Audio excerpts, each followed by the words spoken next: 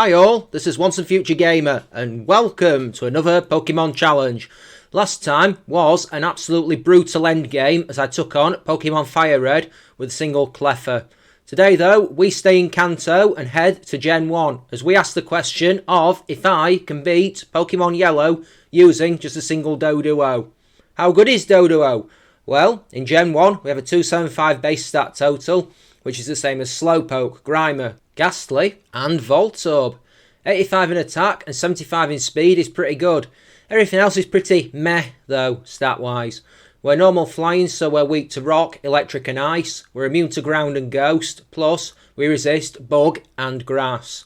Move-wise, so we get a lot of normal and flying attacks via level up, probably the best of which are Drill Peck and Tri Attack. It's not often I get to use that latter move, so that could be fun. And those two types are our lot because we don't get much else coverage-wise. Nothing damaging, even via TM. The only coverage we get are status moves and afflictions, like Rest, Toxic and Agility. So rock types are not going to be fun. Predictions. We will likely have to be a decent level to beat Brock at the start because wearing him down won't be fun with only Peck. Surge might be problematic, but I think we'll be able to brute force him. The Giovanni fights with his rock types might be really annoying, as might Bruno's Onix. Lorelei will probably cause some issues too. The rules. In combat, I can only use Doduo. Other Pokemon will be needed for HMs, but unable to fight. Only Pokeballs in combat, but I can heal outside of battle. Last of all, no glitches or exploits. If you do enjoy what you see, like, subscribe and ring that bell. I use the Universal Pokemon Randomizer to replace Pikachu with Doduo so that I can do the whole run with it. There's no option for replacing the other starter, so the rival will always have Eevee. But I'd ideally like him to evolve it into Jolteon because that's the hardest for us to fight. I think we have to beat him in both the lab and Route 22, but given Doduo and Eevee don't have that much difference in base stat total, it will probably be quite an even fight. I nicknamed the Doduo Better Than 1 because that's hilarious. No numbers in the nickname box in this game, so it has to be vaguely Roman numerally. It might look like Better Than I, but it's next best solution. You know, if this was Gen 2 or more, I'd argue Flareon would be the toughest for us to fight because he'd also have a Magneton that's part Steel type in his party. But it's only pure electric in this game, so that's moot. He'd also have an Ice Beam using Cloyster as well. Just a thought as we have the lab fight, and I just keep on pecking away and hoping for the best. We can't do anything else, so this is the plan. It's a 4-hit with Peck. We're faster and we outspeed every single time. While it only goes for 3 tail whips in retaliation. So that was interesting tactics on his part.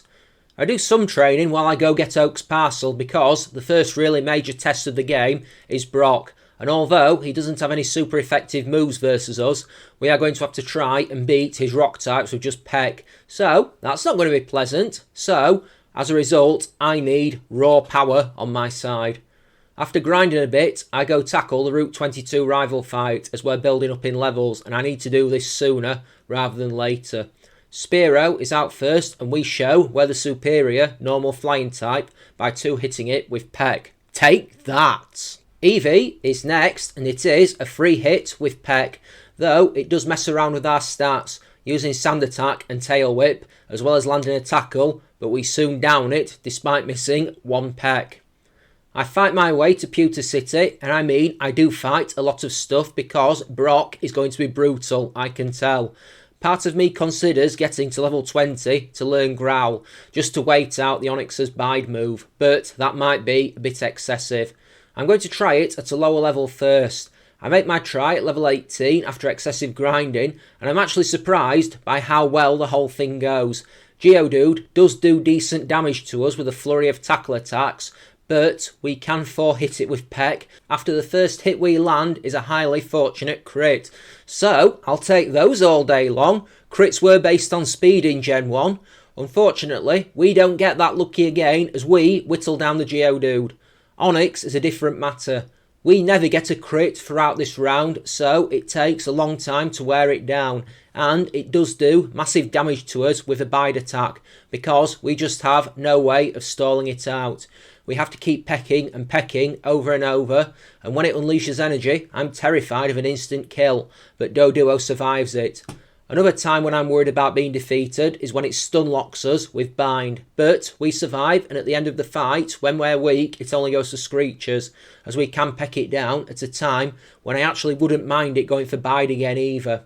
Anyway, we win and take the badge.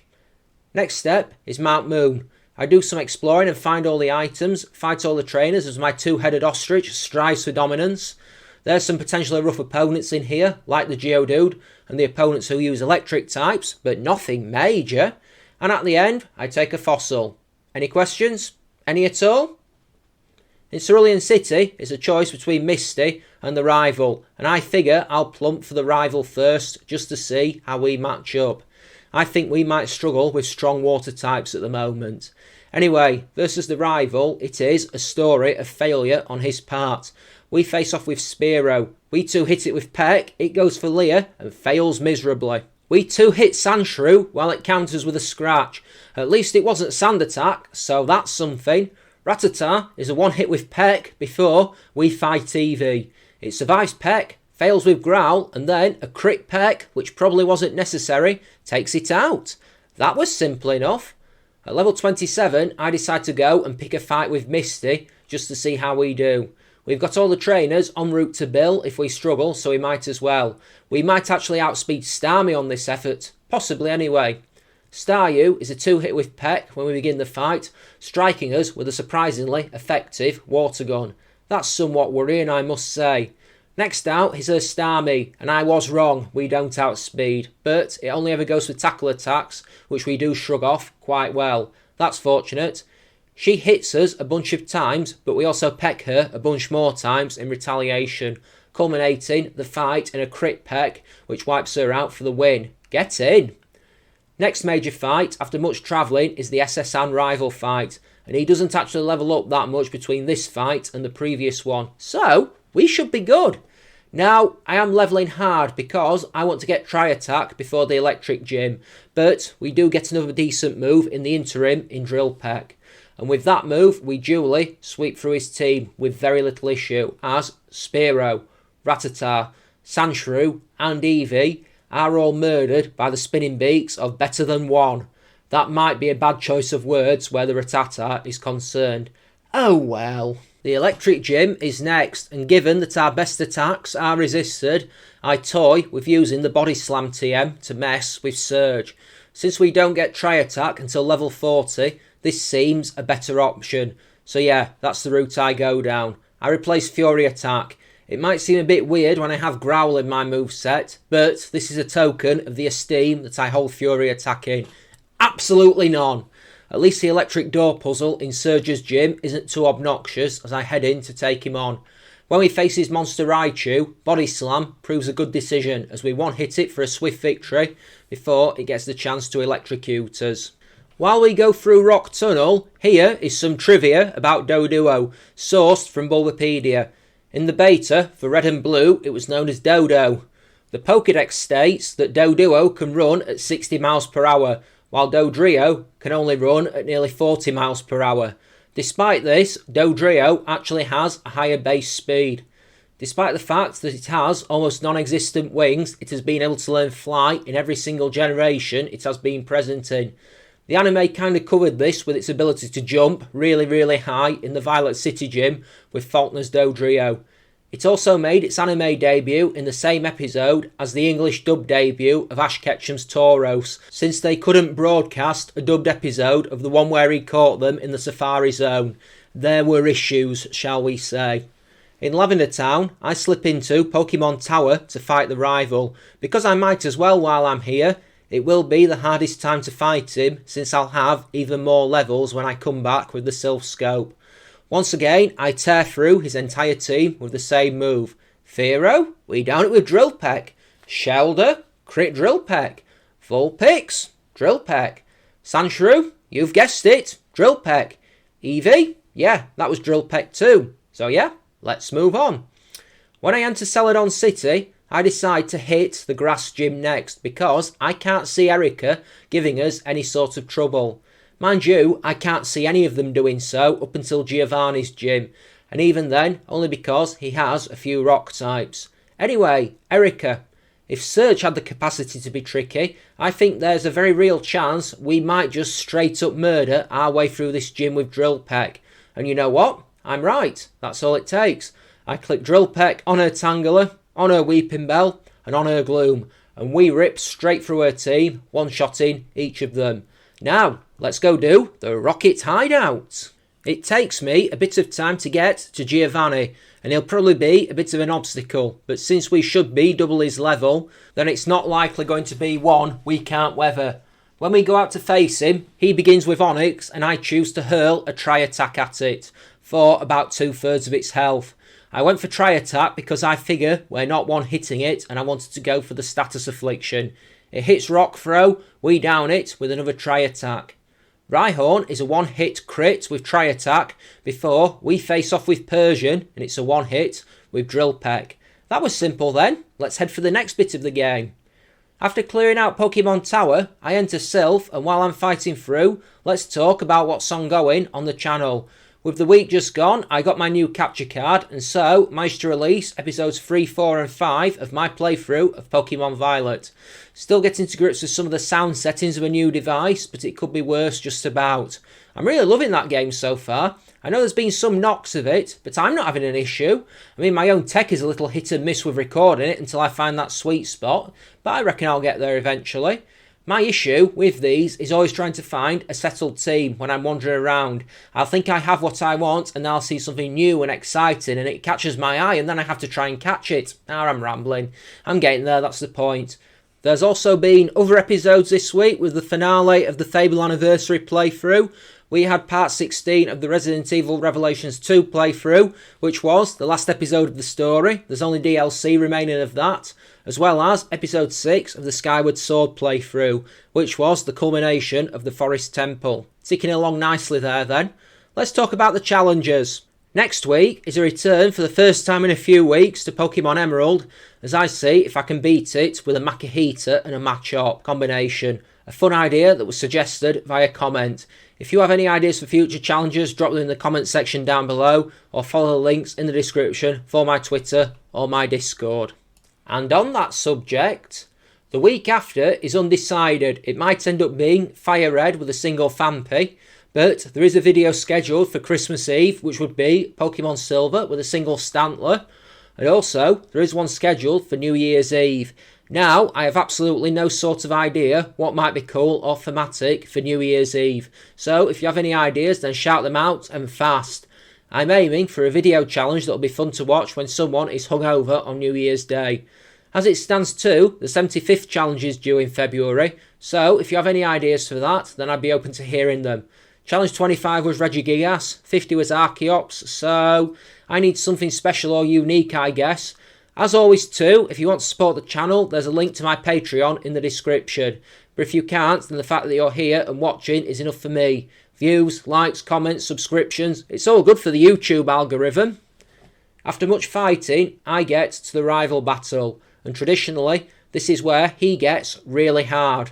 I've said it before in these videos, but I remember having so many issues with this fight the first time that I got here when I was a child. I wonder if we'll have problems here or not. I guess we'll see. Let's not talk about how close this fight actually is, thanks to two moments. The first Pokemon is Sandslash, and we down it with a crit Drill Peck.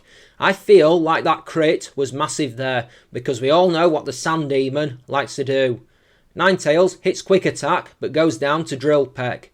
Cloyster survives Drill Peck and then blasts us for decent damage with Aurora Beam, which also lowers our attack. We take it out the next turn, but that stat drop could be lethal. Kadabra goes down to Drill Peck before Jolteon is last. We outspeed it and land a Body Slam that it survives on red health, but we do paralyse it. It hits a Thunder Shock that drops us into red health before we down it with the next hit. Wow. If that had been a better electric attack, we'd have been toast. That's quite a sobering realisation. Next major fight is Giovanni, once again, and he has one less rock type here, so it shouldn't be too bad. We quickly begin the fight as I'm interested to see about this world of pain that he promises us. Nidorino goes down to Drill Peck, and it's nice not having to worry about being poisoned by its ability. Persian also goes down to Drill Peck. Rhyhorn is next, and this one is annoying as we take 3 hits to down it. 2 tri-attacks and a body slam. It hits a horn attack, and Giovanni unleashes his signature move of guard spec. Nidoqueen survives Drill Peck before he drops another guard spec, and we miss a peck thanks to the 256 glitch. We get kicked twice with double kick before our second peck lands to end it. Weird I still have peck in our moveset, but what are you going to do? Sabrina is next, and I launched myself into the Saffron City gym, ready to take her on. I'm strangely not worried here. I think we're just going to be fine if I'm honest. We're fast and we hit physical attacks like a truck. Or, you know, a 40 kilo bird that can reach speeds of 60 miles per hour. 40 kilos is roughly the same weight as 2 SUV tyres, just for reference. Anyway, Sabrina, we're faster than Abra and mess it up with Drill Peck. We promptly do the exact same thing on the turn after to Kadabra. Now at the end of the fight, Alakazam is faster, but she wastes her only chance to attack by using Recover while at full health, and we wreck it with Drill Peck. 5 badges down, let's head south and face Koga. When I get to Fuchsia City, I head straight into the gym, and I'm really not concerned here because Koga uses 4 Pokemon, 3 Venonat and a Venomoth, 4 bug types, none of which are faster than us. Can you guess what happens next? Can you hear the sound of the drills beginning to warm up? I'll spoil it. None of them survive Drill Peck as better than one tears through each of them in pretty swift fashion. And they go down one after the other, after the other, after the other, giving us the 6th badge. After getting Surf, I head to Cinnabar Island to take on Blaine. This one might be a bit harder, but I still think we should have enough to get by here. I mean, if he does traditional Blaine stuff, we'll definitely be okay. But I am somewhat concerned by Arcanine. Okay, so when we do begin the fight, it is a pretty straightforward affair. Ninetales is a one-hit with Drill Peck. Rapidash survives Drill Peck during the next round, but Blaine does something I'm pretty sure is illegal and uses a Super Potion the same turn after I've attacked. Not that it does him much good as we finish his Fire Horse off. Arcanine survives Drill Peck but only goes for Reflect in retaliation, and I duly finish it off with a Body Slam to give us a win and the 7th badge. Righto then, Giovanni. And for once, I'm not thinking this fight will be a complete walkover as it normally is. The Rhyhorn and Rhydon truly are something that we need to be very careful with. At least I don't have to worry about being one hit with Fissure, as happened the last time I did this fight in this game. Turns out I was right to be worried about this fight. Why did I think he has a Rhyhorn? Dugtrio goes down to Drill Peck, as does Persian, who comes out shortly afterwards. So far so good. Nidoqueen is next, and she survives Drill Peck before landing Thunder for well over half our health, which isn't good in the slightest. We finish her off, but the damage is done. Nidoking is a 2-hit, but he only goes for guard spec as we down it. Last is the Rhydon, and I hit a Body Slam for about a quarter of its health at a generous estimate before it downs us with Rock Slide. That wasn't good then. I'm going to get a few more levels just so we can do more damage. I get up to level 73 and then make another try on him. In the Cliff Notes version of this fight, once again we get hit with Thunder from Nidoqueen, which is suspicious, Thunder hitting twice in a row. We crit Nidoking with Drill Peck and we land 3 hits on the Rhydon with Tri-Attack before we go down to its Rock Slide. I was using Tri-Attack in hopes of getting a freeze on it. No joy. More levels then. I make a third attempt at level 76 and Nidoqueen wrecks us with a crit Thunder, wiping out over 90% of our health, meaning that we go down to Nidoking's double kick. The way Thunder is working here is starting to irritate me, I will say that. I make a 4th attempt straight after because that 3rd attempt was pretty unlucky. But even though Nidoqueen only goes to double kick this time, rather than Thunder, we are still 2 hit by Rhydon, even with the majority of our health remaining. We get it down to about a third with Tri-Attack. I suppose with all the levelling we're doing, it does at least mean we should get an easier time at the end of the game. I jump back in at level 79 for a 5th attempt. I knew this fight was going to be pretty bad. It doesn't help that Rhydon hits hard as well. That is definitely unhelpful.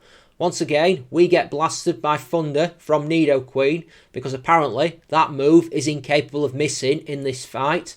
Combined with a double kick from Nidoking, it drops us into yellow health. We survive a rock slide and manage to hit 3 body slams on Rhydon to put it in red health. But we don't get the paralysis and it duly ends us. Oh dear. At level 81, I go again. I am at least getting closer to one-shotting the Nidos, and that might solve part of the problem. All I really need is a crit on Rhydon or a status or something like that.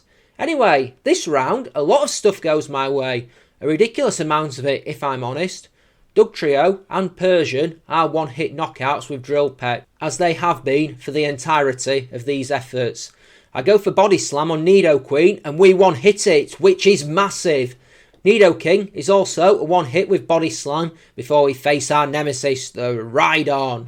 We hit a Body Slam, which crits it for massive damage and also inflicts paralysis. To add the cherry to the cake, it also misses Rock Slide, and although it hits us with one at the second attempt, we can survive it and hit 2 more Body Slams to end it. Thank Arceus for that. All badgers down at long last.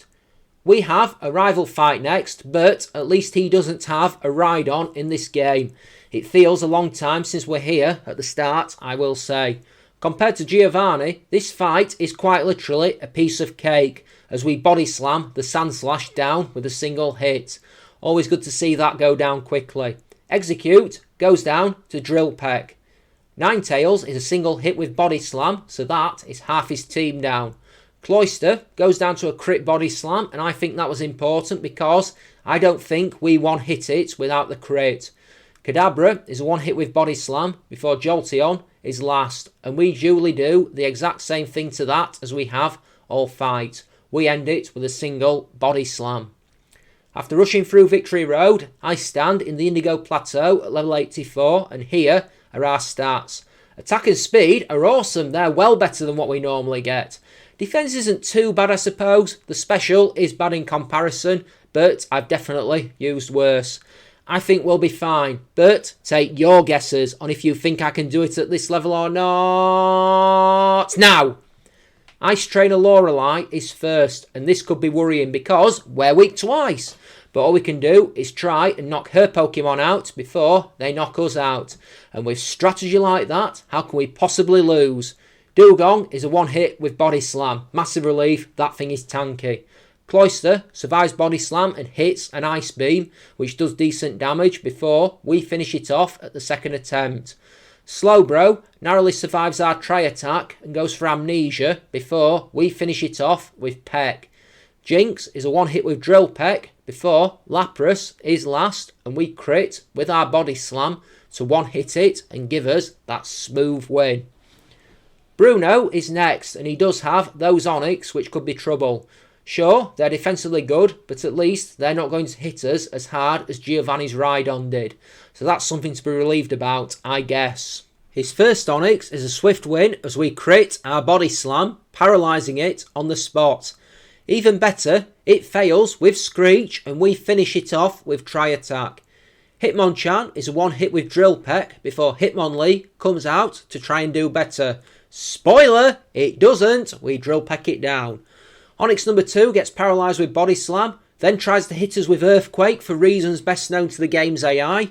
We throw 2 Tri-Attacks at it, sandwiched by Bruno dropping an X-Defend, before we take the Machamp down with Drill Peck. Easy. Agatha is next, and this one shouldn't be that bad either. We are immune to Ghost moves, and I feel like most of their Pokemon are quite physically frail, so that gives us a great chance. The fight begins, and we go on our rampage, taking out the first Gengar with Drill Peck. Her Golbat comes out next, and we down it with Body Slam, before Haunter is third and becomes the next victim to our Drill Peck. Arbok is fourth and is also taken down via our Body Slam, before the second Gengar comes out to try and restore some pride. It doesn't, it quickly goes down to Drill Peck. Moving on. Lance then. Is this going to be the fight that brings us to a crashing halt? It certainly happened last week in the Cleffa run, but I'd say we're ever so slightly better here than we were then. So, let's see if we can put a dint in the Caped Crusader. Anyway, we hit Gyarados hard with Body Slam to paralyse it, and then, on the same turn, after we attacked, Lance does a Blaine and drops a Hyper Potion. We wear it down again with Peck and finish it with Tri-Attack. The first Dragonair is a one-hit with Body Slam, and the second Dragonair, out shortly after, goes down the exact same way. Crap, I forgot about Aerodactyl. Oh well, it doesn't have great defence. We hit it hard with Body Slam, getting the paralysis before it goes for Fly. After it hits us, we finish it off with Tri-Attack before a crit Body Slam downs Dragonite right at the end. And that, folks, is that. Just one fight left and then we're victorious. Just that final rival fight. This one could go either way. It could be easy, it could be terrifying. I suppose we will have to see. He talks a good game, but given he's the champion, I suppose you can begrudgingly let him do that. It's not like he's not got the skills to back it up. Anyway, Sandslash, we down with a crit Body Slam, so that is a great start. Alakazam goes down to Drill Peck, even better. Executor goes down to the same move, we drill away and take it down hard. Cloyster is next, and this one is a worry as it survives Body Slam and we get hit with an Ice Beam. Freeze would be bad as you don't defrost in this game, but we don't get afflicted and we can finish it off. Ninetales goes down to a Body Slam before we hit Jolteon with that same move at the last. We get a crit and we down it to give us victory over our rival for the final time, and probably the most emotionally devastating one for him. As Professor Oak comes in and rubs salt into his grandson's wounds, he then takes us to enter the Hall of Fame, meaning that we win the run. Well, that was interesting. Easy for the most part, barring that absolutely horrific Giovanni fight towards the end. That might actually be the worst experience I've ever had of Giovanni since I started doing these runs. So, it's nice to be surprised, I guess, even after all this time. But yeah, not too bad overall, I suppose. Rough and smooth, rough and smooth. You got to have one without the other. I hope you did enjoy it. If you did, like, comment and subscribe. Help the channel grow. Down in the description of the video, there's links to my YouTube playlist, my Twitter, my Discord and my Patreon. If you have any ideas for future challenges, then follow those links. Join me again this time next week for another Pokemon challenge as I see if I can beat Pokemon Emerald using a tag team of Makuhita and Machop. That'll sure to be an interesting one.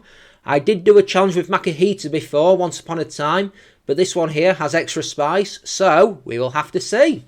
What's going on with me? Well, Christmas is nearly upon us, so I'm doing some stuff with that, like quite a bit of the Western world.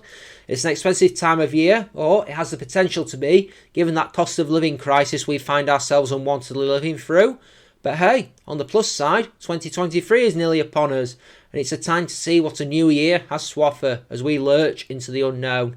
My life feels pretty good at the moment though, so I don't have any complaints. I think I am going to step off now. This has been Once and Future Gamer. This has been Pokemon Yellow with just a single Doduo.